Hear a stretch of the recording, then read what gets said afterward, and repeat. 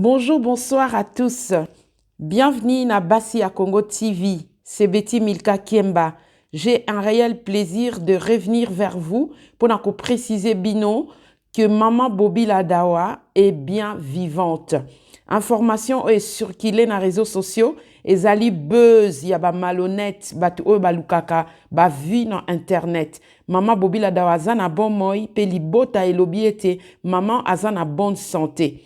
Bassi à Congo bazo profiter pour nous présenter à maman Bobby les meilleurs vœux. Nzambe abatela ye pe apesa ye lisusu makasi maman Bobby maman ya banebele Oumela, mais aussi mes meilleurs vœux à toute la famille présidentielle de notre feu président Mobutu Sese Seko Kukumbendo.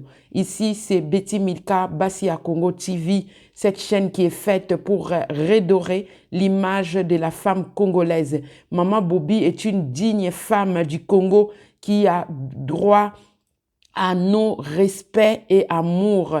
Nzambe abatela o maman Oumela. Sur ce, je profite alors de vous transmettre la vidéo témoignage de notre frère et aîné Jeannot Pétrole qui a bien témoigné que maman Bobby Ladawa est bien vivante. Bolanda Jeannot Pétrole, à bientôt. Merci. Mbote batata ba mama pe bandeko.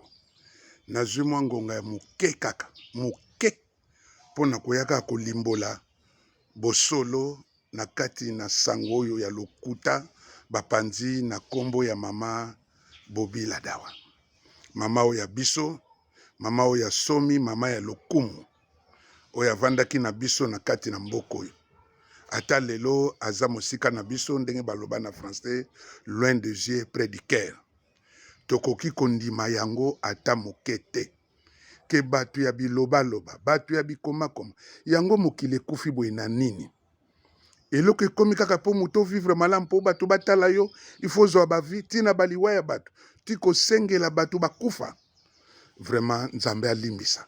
Na yo moto wana ya bolole oyo sali makamu ya ndengwana pe okomisi yango ozwi opanzi yango sango oyebi milimo boni batu boni oyo osalisi ba crise na tongo ya lelo na mokolo ya lelo batu ya ba tension ya ba ko ba ko bela ba maladie ya ba cardiaque ba miso bazana ba diabète ba noko ko faire bango comme faire monter ba sucre pokaka na likamo moto na moto oyo na mokili même moto aliboma azo be na famille na ye azana bandeko ne basoki paka na ye mais oya biso tozana na posa na ye maréchal akendaki atiki ye ye aza kotala nanu libota pe biso tozana na tango na ye toboyi te liwa eza nzela ya moto nyonso epekisi te elobi te ke aza éternel mais kasi tika ye na mokolo na ye oyo Nzambe alakela ye yango wana toza koyebisa na bato nyonso balandaki merci na bino bokaboli bolingo wana ya kolela to ya kozwa pasi ya kobenga kotuna ndenge nyonso biso mpe tosalaki mais eza makambo ya lokuta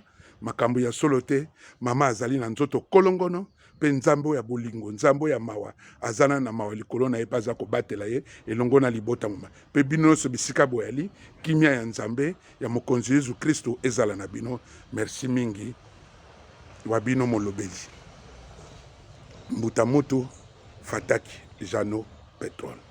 Merci.